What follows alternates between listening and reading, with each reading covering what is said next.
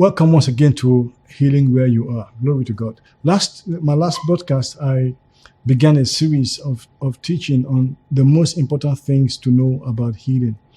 And I said that the foundation or the fundamental thing I believe every single person, desires to be healed is to understand that God is a healer. God is a healer. God is his nature to heal. God heals because His love. Love heals. Love restores. Love makes whole. God heals. And I said that the God who heals has come to us in the person of His Son Jesus. The whole ministry of the salvation, the whole ministry of the gospel of Jesus Christ was based and predicated upon healing. And physical healing is just a part of it. There are other forms of healing, that we see in the scriptures. And God wants us to understand that healing is not just about restoring physical health. Healing is deeper than that. Healing is deeper than that. And that's why today I want to talk about understanding the nature of healing. We need to understand that, because many times people say, I'm going for a healing service, and they rightly think that this is going to be about physical healing, which it usually is. But I want you to see that healing itself is deeper and broader than that. I would like to explain that to you. In the text we took last week, in the book of Exodus chapter 15, where we were speaking about Moses, we see that God introduced Himself to the children of Israel in a circumstance or in a situation that was not related to physical healing, but through a circumstantial condition, or through their circumstances that were not ideal, God revealed Himself as the one who heals. I'd like to read that scripture again from the book of Exodus chapter 15, so you can see what I'm trying to say. In chapter 15 of Exodus, from verse 23, and when they came to Marah, they could not drink of the waters of Marah, for they were bitter. Therefore the name of it was called Marah. And the people murmured against Moses, saying, What shall we drink? And they cried unto the Lord, and the Lord showed him a tree, which when he had cast into the waters were made sweet. There he made for them a statute and an ordinance, and there he proved them. And this is what happens next. And then God said, If thou wilt diligently hearken to the voice of the Lord thy God, and will do that which is right in His sight, and will give ear to His commandments, and keep all the statutes, I will put none of these diseases upon thee, which I have brought upon the Egyptians from the Lord that healed thee. Now you see the circumstances were such that it was less than ideal. They had water they could not drink. And the way I see it is this: when God created water, He created water for the good and the nourishment of man. It was not God's plan and God's intention that we have bad water. Bad water is sick water. It's not the ideal situation. And so they were in a place where they were forced to drink bitter water. And they cried out to God.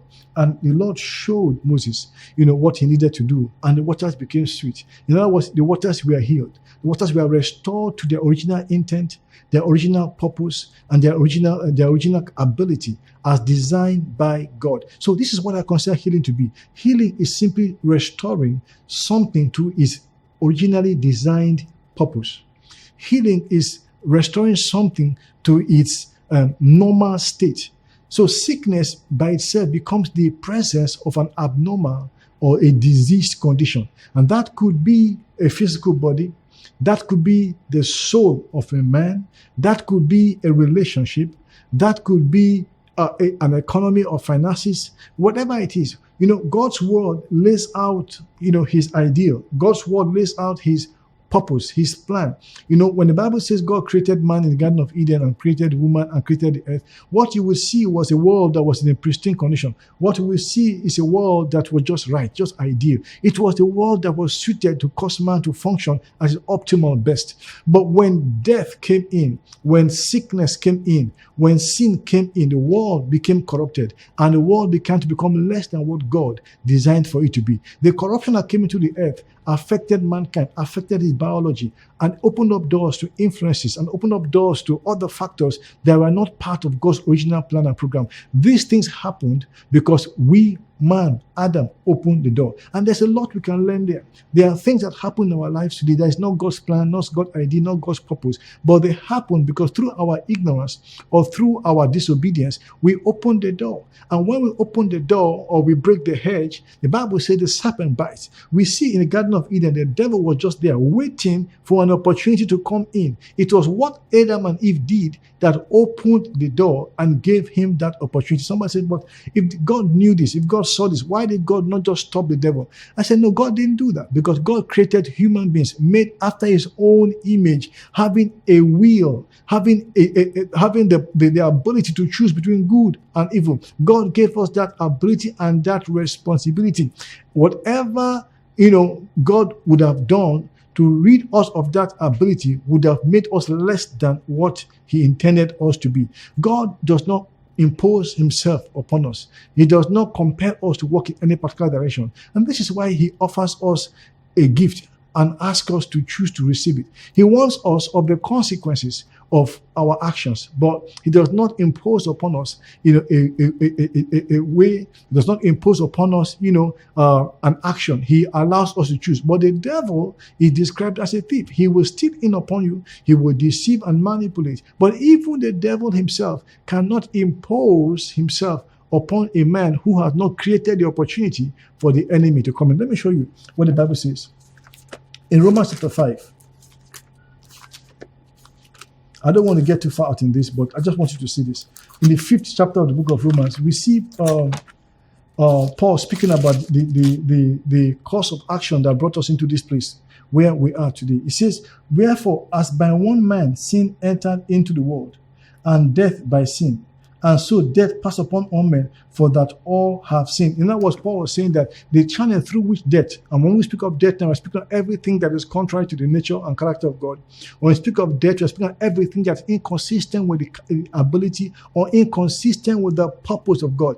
Death is opposite of what God is. God is life. But Satan is the author and the harbinger of death. So sin opened the door to the devil, and death came in, and death passed upon all men, because that's the nature of sin being transmitted into humanity caused us to begin to create the condition or the atmosphere for death and its various forms and manifestations to exist and to thrive upon the face of the earth. So you understand that. So we see here that when the gospel comes to us, it was designed to begin the process of restoring and healing mankind of all that was corrupted and destroyed through the fall. It is, and it's multifaceted in nature. It's not just restricted to his physical body. We see it in everything that God has done. So I want you to keep that in your mind, that the understanding the nature of healing, what healing is all about, is key for us to be able to, open our hearts and open our lives to God for his healing presence to come into our lives.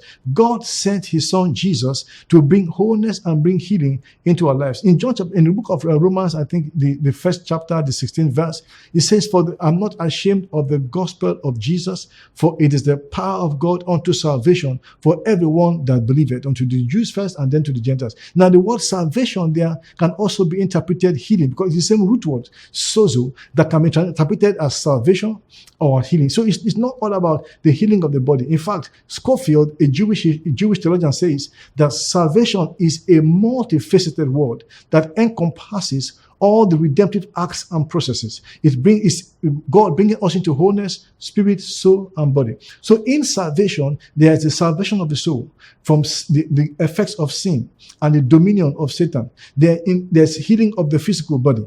There is the restoration of the mind, like the psalmist says, he restores my soul. There's prosperity included, because the scripture tells us, for we know the grace of our Lord Jesus Christ, that though he was rich, yet he became poor. So we through his poverty might become rich. It's the same grace through which we are saved by faith. So you understand that you must understand the nature of healing. God wants you here. Somebody says, well, man of God, I thank God I have good health. I'm sound in my body. But are you sound in your spirit? Are you saved from your sin?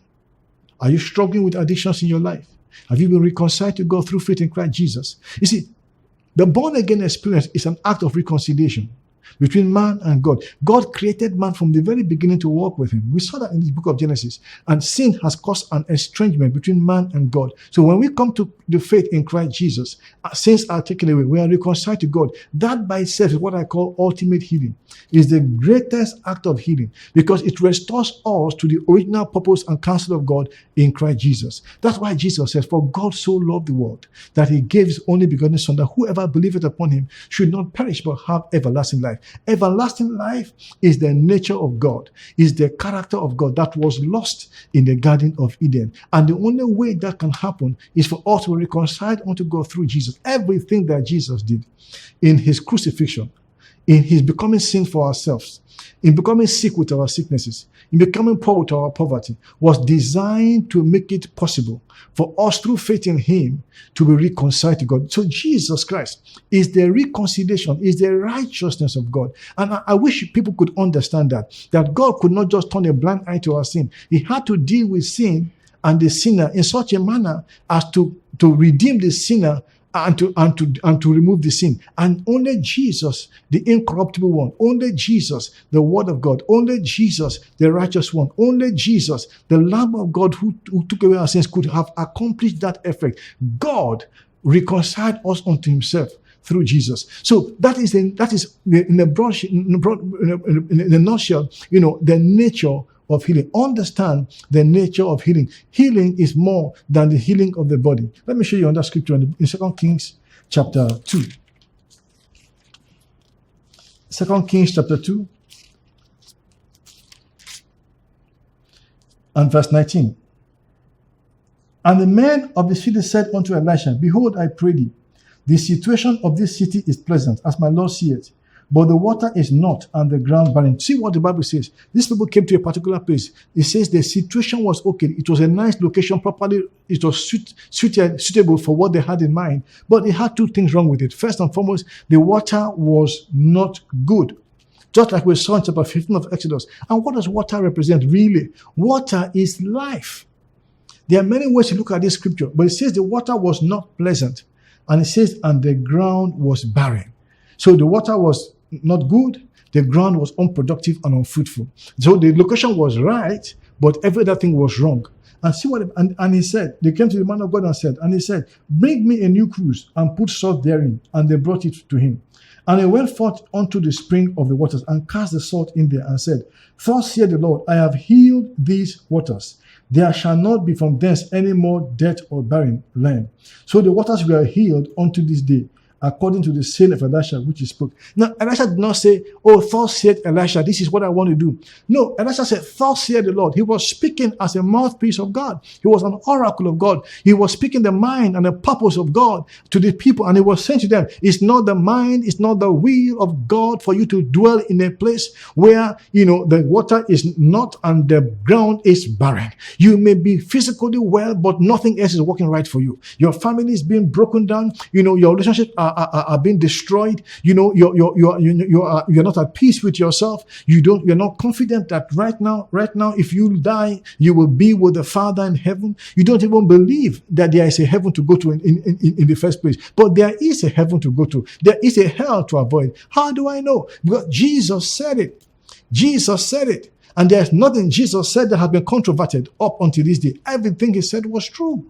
Everything he said is true. And so they came to Jesus, to this man, and said, this is the situation. And God said, I'm going to heal this situation. Now, what does that have to do with prayer? What does this have to do with their spirituality? It had to do with their well-being. It had to do with their peace. It had to do with their prosperity. And God wants you to understand that whatever it is that diminishes your purpose, that diminishes your capacity to live life to its fullest, whatever diminishes your capacity to live life as he intended for you to live it, is sickness to you. Whether it's a failed marriage, or troublesome children, or a broken relationship, or a sick body, or a lost soul, whatever diminishes your capacity to live life to its fullness is sickness, and he wants to heal it. Jesus said, the thief has not come but for to steal and to kill and to destroy. But I am come that you may have life and to have life in abundance. And he went about demonstrating to us what it means to have abundant life. He healed the sick. He forgave the sins of the people. He raised up the dead. He fed the hungry. He brought God and made God plain to the people. He said, I've come to reconcile you to God. God is your source. God is life. God has designed you to know him. Knowing God is not a matter of a religion. Knowing God is not a matter of our theology. Knowing God is a life experience. Is a reconciliation. Is the healing of our purposes in God. So healing is much more than when cancer leaves your body. Praise God. When cancer leaves your body, it's a sign that God wants to work great works in your life. It's a sign that God is against sickness in any shape, in every form in your life. And we have proof of it. Jesus is the proof. He went about doing good, healing all that were oppressed of the devil, for God was with him. So God here wants us to see that even the waters and the land that were healed was part of his purpose. God healed waters, healed land, and he will heal you.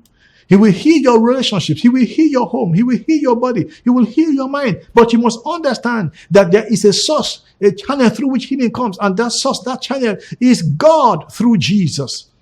That same God through Jesus has sent me.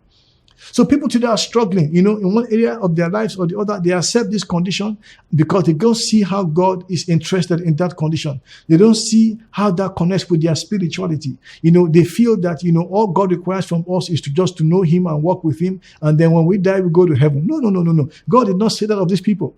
And they were living in the Old Testament under, an inferior covenant to the covenant that Jesus brought. And God, through his prophet, was healing the waters and the ground, which you could describe as their sustenance, their productivity, and healing it by an act of grace and mercy. And that's what God wants to do in your life. God wants you to understand. I may not know where you are hurting. You see, I may not know where you are sick. But you know where you are sick. And I read a scripture in 3 John verse 2. It says, Beloved, I wish above all things. Now I want you to listen carefully. I wish above all things that thou mayest prosper and be in health as thy soul prospereth. That's wealth. That's health. That's wholeness. That's health. That's wholeness. He says, I wish above all things. That's God's mind. Above everything. That you may prosper. You may be in health as your soul prospereth. The prosperity of your soul is connected to your relationship with God through Jesus. The prosperity of your health is in Jesus. I wish you may prosper above all things and be in health as your soul prospers. Now, the question I want to ask you is this.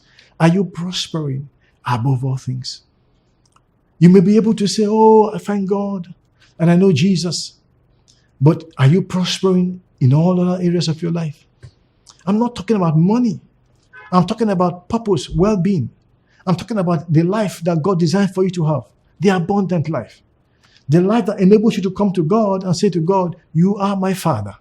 There's a place in God of comfort, a place of assurance, knowing that your Father has got you covered. Knowing that whatever you are going through in life, you have the resources to be able to deal with it. Now, you may not have $1 million in your bank account, but you have a God who answers prayers. Glory to God. Hallelujah. You have a God upon whom you can call. Glory to God. A God whose resources are far beyond human comprehension. A God who can move the heavens and the earth to meet the needs in your life. A God who has said to you, I care about you, I love you, and I want to make you whole in every area of your life.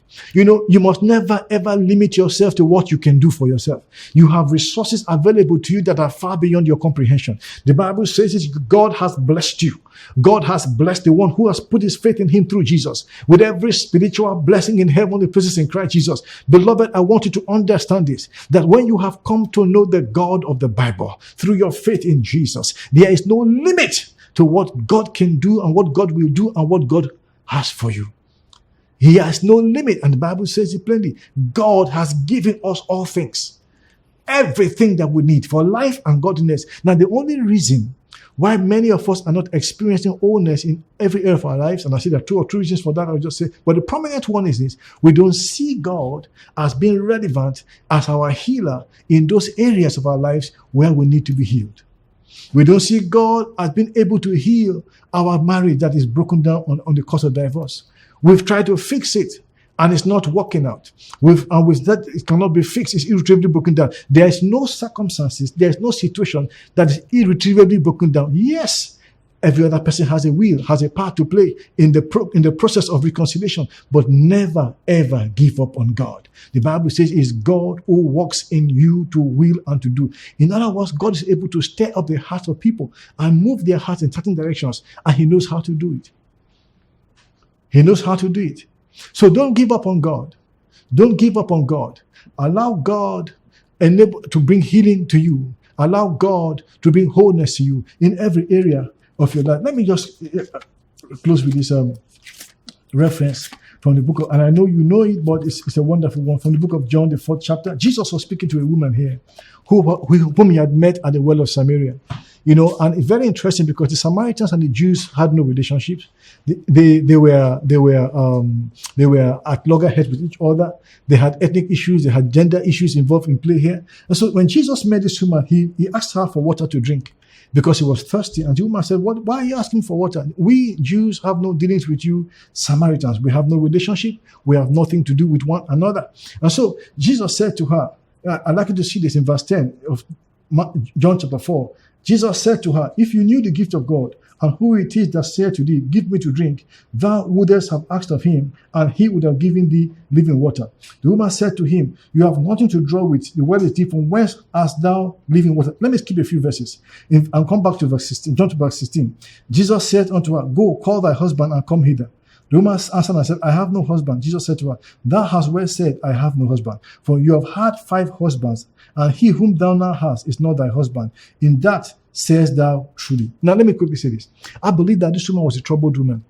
I believe that she had issues in her mind, in her life, that just made her, a not too good proposition for any husband. I believe that it was those issues in her life that made her, unstable in her relationships. She had come to a point where she had no confidence in the marital relationships. She had come to a point where she was so abused on the inside, where she was so not herself on the inside, that she didn't have, a not so good perspective on marriage and social life and all that. And there are many, many people like that, male and female, and they think by marrying one man, this man is not good, this woman is not good, they marry the next person. But that's not the problem. The problem is in themselves. And Jesus knew it. And that's why he offered her living water. He didn't condemn her. He needed to bring her into wholeness. He wanted her to come to a place of wealth and health. He wanted her to come to a place of prosperity of her soul. So he says to her, if you knew the gift of God and who was speaking to you, he would have given to you living water. The only thing that truly satisfies, the thing that brings peace, is living water. And living water is the presence of God in your life by the power of the Holy Spirit. Jesus said to her, you need to have peace in your heart. You need to have a relationship with God. You need to have my presence in your heart. I am the water that satisfies. You have gone everywhere, done everything, looking for satisfaction. And that's why people go into drugs, marriage and divorce. And they are looking for money and more money. And they are doing this and they are doing that. What are they looking for? They are looking for peace, for satisfaction. They're looking for healing on the inside. They want to fill the gap in them by the things that the world can offer. And only one can fill that gap. And that one is Jesus. So you understand now that God, through the gospel of Jesus, wants us to be whole inside, in our bodies, in our minds, in our relationships, in all that concerns us. And Jesus is God's offer for healing. Sometimes all you have to do is to lift up your hand to Jesus and say, Jesus, come into my heart, come into my life, and make me whole. Heal me. And that's the beginning of your healing process. Sometimes God heals you over time. He does not heal you at once because there are issues to be dealt with. And so he heals you. It begins a process when you say to Jesus, come into my life and make me whole. I want to pray for somebody today. You may be in a place of sickness and disease and death and lack of peace. Just pray this prayer. Say, Jesus, you are the healer. I need to be healed. Come into my heart. Come into my life. Make me whole in every area of my life. Amen and amen. I want to hear from you. Please write in and let me know how this message has turned things around for you. Our social media handles are on the screen. Send us an email, and I'll be glad to hear of the great things God is doing in your life. God bless you, and stay healed. In Jesus' name, amen.